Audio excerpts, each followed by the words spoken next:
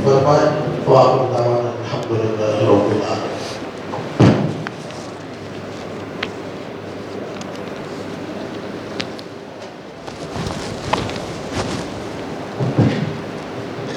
ذرا سیدھا بیٹھ جائیے، ذرا صفیں سیدھی کریے۔ بیٹھنے کا ذکر کا ایک ماحول بننا ہے۔ ذرا پیچھے ہو جاؤ، وہ لائن میں ہو جاؤ، ایک لائن میں رہو۔ اس بات سے کہ یاد رکھیے دو جگہ ہم کو ذرا احتیاط کرنا۔ ایک نماز کی صف، نماز کے لیے بھی صفیں سیدھی ہونا ضروری ہے، اور کہیں محفل میں بیٹھے تو بھی اس کے آداب ہے، آداب محفل کا بھی خیال رکھنا۔ ابھی ہمارے مولانا ماشاءاللہ تقریر فرما رہے تھے،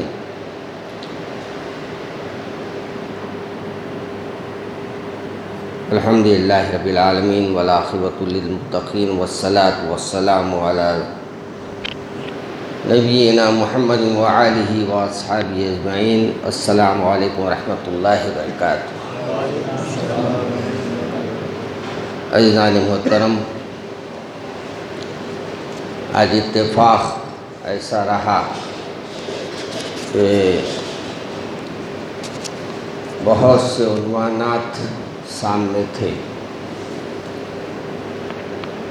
اور جب مولانا کی تقریر سن رہا تھا تو میرے ذہن میں بھی ایک عنوان آ گیا، ہر چیز کا استعمال صحیح ہونا چاہیے۔ جب استعمال صحیح ہوگا تو اس کی اہمیت برقرار رہے گی۔ آداب محفل میں یہی ہے کہ قرآن سن رہے ہیں تو بھی بڑے احترام سے سننا، قرآن لگا کر چاہے موبائل میں ہو چاہے ٹی وی پہ ہو، اپنے گھر کے کاموں کی مصروفیات کو ترک کر کے بڑے احترام سے بیٹھ کر اللہ کے کلام کو سننا۔ یاد رکھیے، ہم جب اس کی کتاب کا احترام کریں گے نا، ہماری اولاد بھی احترام کرے گی۔ آج ہماری اولاد احترام نہیں کرتی ہے تو اس کے ذمہ دار ہم ہیں۔ ہمارے والد ہمارے بچپنے میں، اور آپ حضرات بھی جو نوجوان ہیں ان کو چھوڑیے، جو ہم سے عمر میں ساتھ ہے ان کو معلوم ہے، پہلے ہمارے کو نوالا کھانے کا بھی طریقہ ماں باپ سکھاتے تھے، کھانے کے آداب کو بھی سامنے رکھا جاتا تھا کہ نوالا کیسا کھایا جائے، کھانے کا لینے کا طریقہ بھی بتایا جاتا تھا، بیچ میں سے کھول کے نہیں لینا۔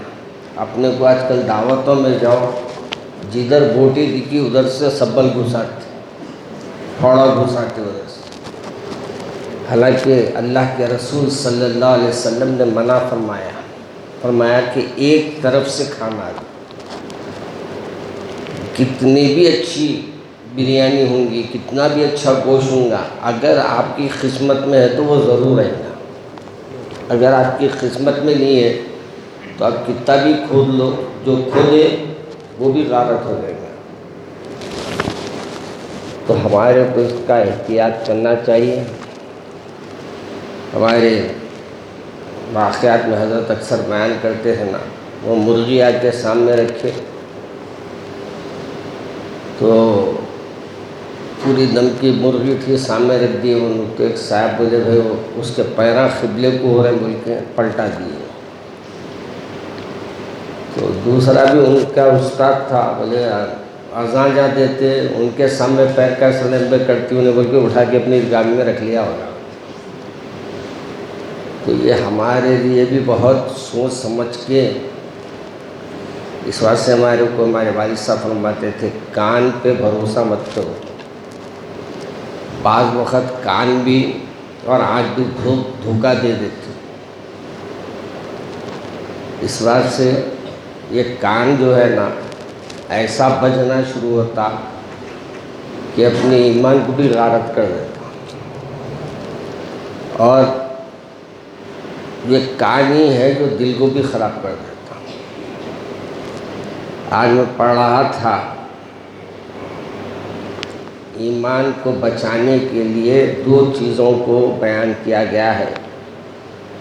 کان اور دل و دماغ کی حفاظت کرو. کس کی حفاظت کرنا ہے؟ یہاں سے سر آتے، آواز یہاں سے آتی، اور آج کل اتنے سنا نہیں کر رہے ہیں، کون سا سر صحیح ہے سمجھ میں نہیں آ رہا. پرسوں ایک نعت شریف ایک صاحب پڑھے، تو میرے بازو بیٹھے ہوئے ایک صاحب ہے، انہوں نے بولے مولانا غور کرے. آپ مولا نہیں کرا، اور کیا کروں گا میں غور، نعت پاک ہوئی. نہیں وہ کون سے کی بابل کی فریاد، بالکل کون سے گانا شروع کرے. انہوں میں گانا گا رہا ہوں، آپ طرز دیکھو گا. تو لوگوں کو ہم اپنے طرف راغب کرنے بھی اس انداز کو اختیار کرنے کو علماء نے غلط قرار دیا.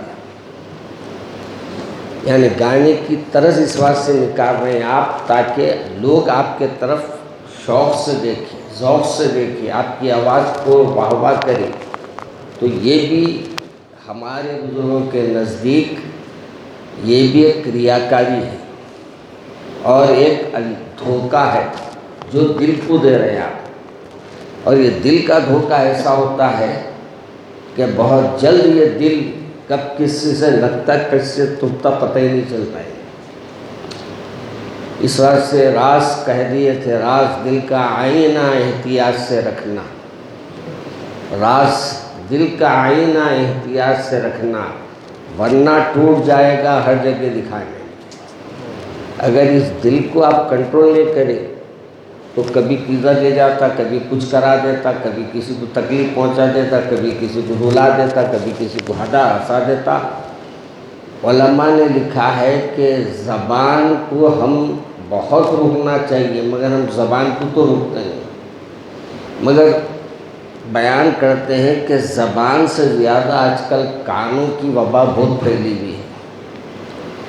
یہ کان جو ہے کیا کہہ رہے ہیں، کیا سچائی بیان کر رہے ہیں جانتے ہیں. اس لیے ہمارے بزرگوں نے لکھا کہ اہل حق کے پاس جایا کرو تاکہ صحیح بات تمہارے کو معلوم ہو اور صحیح بات تمہارے دل تک پہنچے. اور اگر ہم ویسے آج کل گوگل مولانا سے رجوع ہو جاتے ہیں ہر کام پر، اور گوگل کا ہم دیکھتے ہیں کہ بھئی گوگل صاحب کیا بول رہے ہیں. یاد رکھیے اس کی وجہ سے ایمان خطرے میں پڑ رہا. وضو کے بارے میں کل ہی مجھ سے ایک صاحب نے سوال کیا، باوضو رہنے کے باوجود تازہ وضو کرنے کے بارے میں گوگل سے پوچھے کہتے ہو. مولانا ان سے کہ پوچھے، بھائی تو دوسرے نہیں ملے تھے. بولے نہیں مولانا میں ذرا دیکھنا چاہ رہا تھا انہیں کیا بولتا. تو انہیں بولا کہتے ہے کیا، یہ پوچھا کرتے. اب ہے کیا یہ پوچھیں گا، انہیں وہی پوچھیں گا جو اس کو معلوم ہے.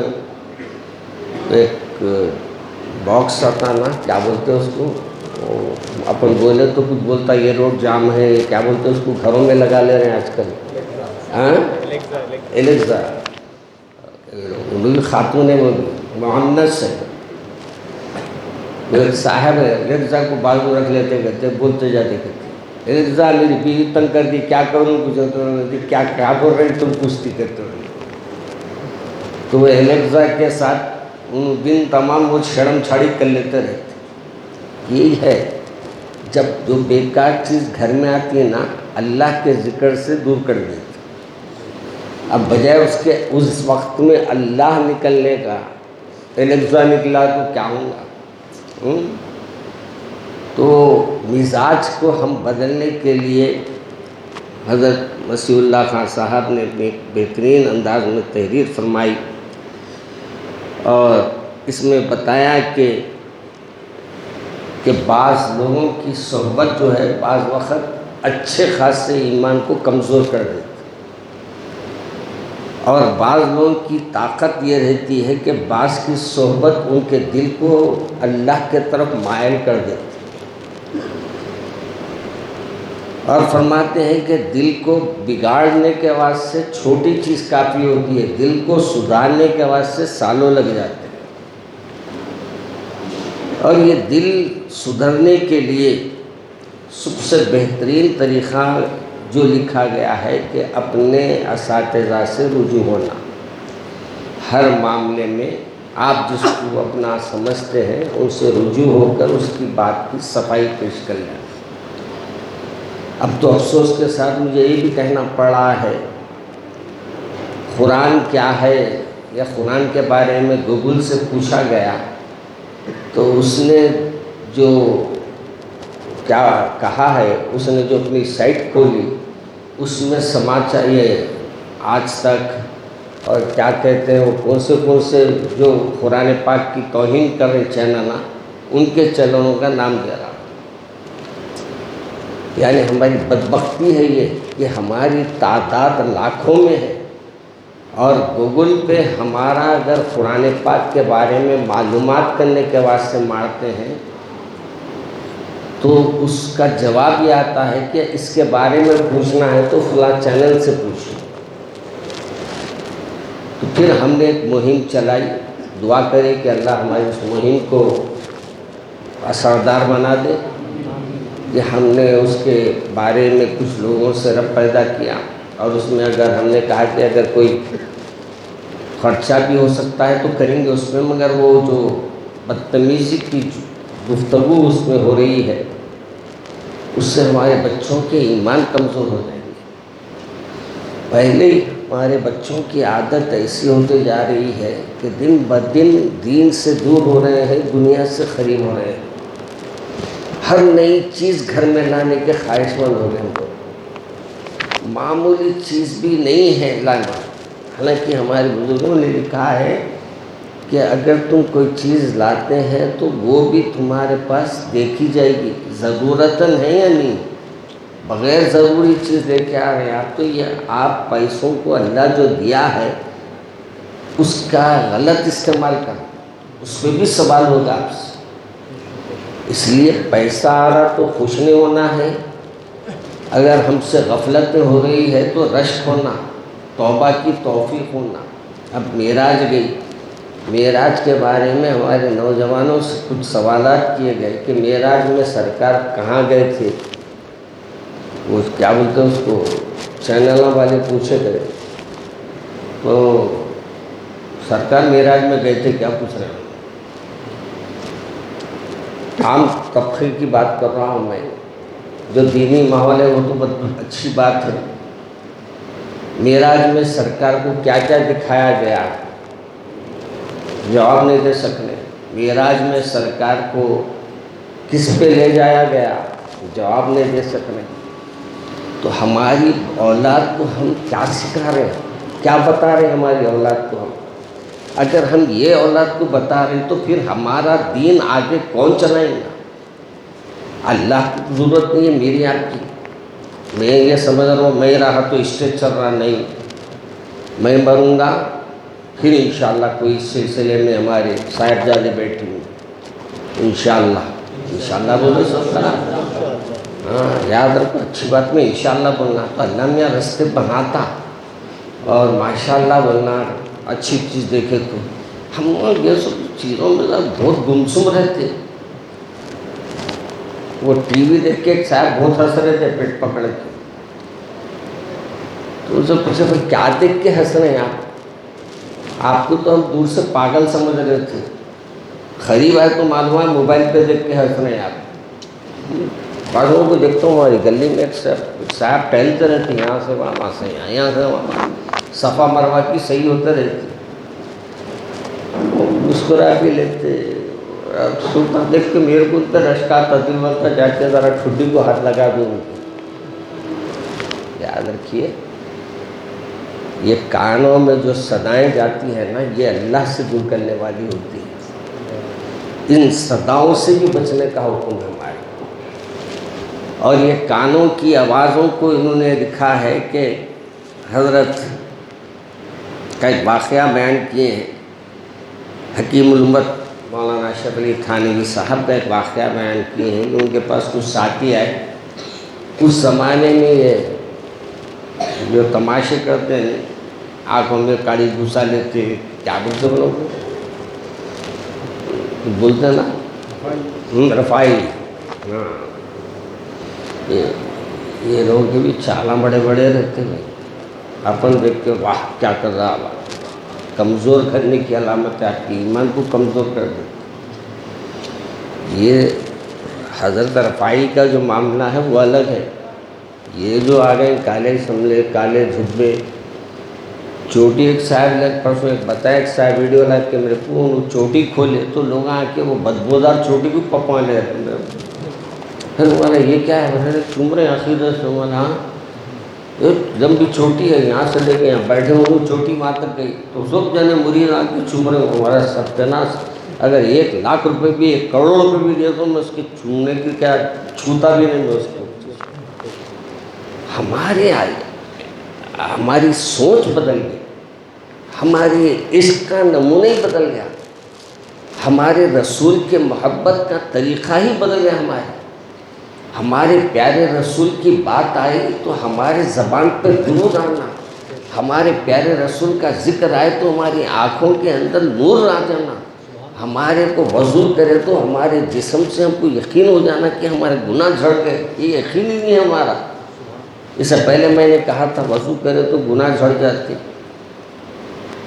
اور ہمارے پاس کتابوں میں آیا ہے کہ وضو کا پانی دوبارہ استعمال نہیں کر سکتے، نجس ہو جاتا، کیونکہ وضو کی وجہ سے جو آپ کے گناہ جھڑتے ہیں۔ امام اعظم ابو حنیفہ کے بارے میں آتا ہے کہ وہ ایک وقت تشریف فرما تھے، حضرت عثمان غنی کا ہے غالباً رضی اللہ تعالیٰ عنہ کا، کوئی وضو کر رہا تھا تو جب کلی کر رہا تو منہ سے گناہ جھڑ رہے تھے، ناک میں پانی لیا تو ناک سے گناہ، وہ نظریں ویسی تھی، وہ دکھا اپنے کو، اب وہ بھی لے کے بیٹھے تو کچھ بھی نظر نہیں آتا، خوردبین پہ لے کے بیٹھے تو کچھ بھی نہیں آتا۔ اب یہ موت اور زندگی کے آخری دن چل رہے ہیں، ہر طرف دیکھو آپ ایک موت کے کھیل کھیلے جا رہے ہیں، اور یہ جنگ، یہ بستیاں کو تباہ کرنا، مسلمانوں کو مٹانا ایک سازش چل رہی ہے، اور یہ آخری زمانے کے نشانیوں میں ہے، اور یہ چپ ہم سمجھتے نہیں، ہمارے گھر میں ٹی ویاں بج رہے ہیں تو اللہ کے رسول کا ایک فرمان، آج ہمارے کو کعبۃ اللہ کے اطراف بلڈنگاں دیکھے تو ہم کو اللہ کے رسول کا فرمان یاد آتا ہے، ایسے ایسے بلڈنگاں بن جا رہے ہیں کہ ہم دیکھ نہیں سکتے اس کو، پہاڑوں میں رستے بنیں گے، یہ پہلے پیشن گوئی ہو گئی اس میں، اور پھر آخری زمانے میں گھر گھر گانا ہوگا، بجانا ہوگا، آج ہو رہا ہمارے پاس۔ اب کون سی چیز باقی رہ گئی؟ ایمان رہے گا، اللہ پر یقین نہیں رہے گا، ہمارا ایمان ویسی ہے، ہمارا ایمان کیسا ہے؟ بعض علماء نے لکھا ہے کہ بہت تکلیف دہ حالت میں بھی انسان کو اپنے کلمے سے پلٹنا نہیں چاہیے، مگر ہمارے لوگ آج کل کچھ بھی بولے تو ہیبت کے مارے بول بھی گئے، کیوں؟ موت کا خوف۔ زندگی تو دینے والا ہے اللہ، موت بھی اللہ دینے والا ہے، جب ہمارا یقین اللہ پہ آ جائے گا نا تو یہ سب چیزیں ہمارے لیے آسان ہو جائیں گی۔ تو آپ سے ہماری گزارش یہی ہے کہ علماء کی صحبت کو اختیار کرو، الحمد للہ مزے دے سکتے ہیں، اور اپنے علماء کی صحبت میں رہا کرو، اور بیٹھ کے آیا کرو، بچوں کو لایا کرو، مستقبل آپ کا بچے ہیں، اور مستقبل اگر آپ نہیں بنائیں گے تو یاد رکھو اللہ کے پاس سب سے پہلے ماں باپ کو بچے پکڑیں گے کہ ہمارے کو انہوں نے راستہ صحیح نہیں بتایا، ہم کو گمراہی کے راستے پہ لے جانے میں، دھکیلنے میں ہمارے ماں باپ برابر کے شریک ہیں۔ اس لیے جتنا ممکن ہو سکے اپنے بچوں کو بتائیے۔ ابھی میں آج ایک کچھ سوالات آئے تھے تو میں نے سوالات کو پڑھنے کے بعد سوچا کہ ہمارے لوگوں کو کیسے بتانا کہ ہمارے گھروں میں کیسی باتیں ہوتی رہنی چاہیے۔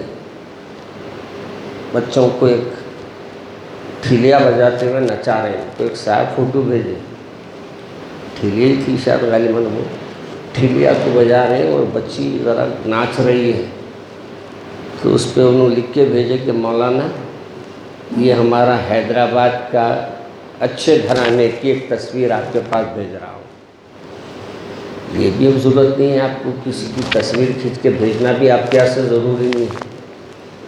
تو یہ سب چیزیں کیا ہے، ہمارے بزرگوں نے اس کو منع کیا ہے، اور اس کو ہمارے مولانا اشرف علی تھانوی رحمۃ اللہ علیہ نے اپنے مواعظ میں خاص طور پہ بیان کیا ہے کہ ایسے چیزوں سے اپنے کو بھی بچانے کی ضرورت ہے، اپنے بچوں کو بھی بچانے کی ضرورت ہے، جہاں آپ کو اپنے یعنی دل کو آپ کے دور کرنے کا، پھیر دینے کا جو کام کیا جا رہا ہے، اس سے اپنی حفاظت کرے۔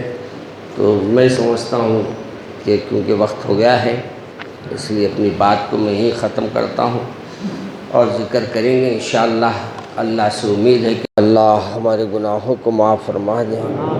اے اللہ آنے والے مبارک مہینوں کی قدر کرنے والا بنا دے۔ اے اللہ ہماری خطاؤں کو درگزر فرما، ہماری لغزشوں کو معاف فرما۔ اے اللہ ہمارے کو حسد سے، بغض سے، کینے سے، کپٹ سے اے اللہ ہماری حفاظت فرما۔ اے اللہ ہمیں اپنے فرما برداروں میں، اطاعت گزاروں میں شامل فرما۔ اے اللہ ہم گناہ گار خطا کار سی مولا، مگر تیرے پیارے رسول صلی اللہ علیہ وسلم کی امتی ہے، اللہ ہم پر رحم کا معاملہ فرما۔ اے اللہ ہم پر رحم کا معاملہ فرما، عفو و درگزر کا معاملہ فرما۔ اے اللہ ہمارے اعمال کو درست فرما، ہماری سوچ کو درست فرما۔ اے اللہ ہم کو ذاکرین میں، ساجدین میں، شاکرین میں شمار فرما۔ اے اللہ ہمارے تمام گناہ کبیرہ، گناہ صغیرہ کو معاف فرما دیجیے۔ اے اللہ بہت سے لوگ آج جنگ کی وجہ سے بھوکے مر رہے ہیں، مولا ان پر رحم فرما۔ اے اللہ ہمارے ہندوستان کے مسلمانوں کو جو پریشان کیا جا رہا ہے، اے اللہ ہم پر رحم کا معاملہ فرما۔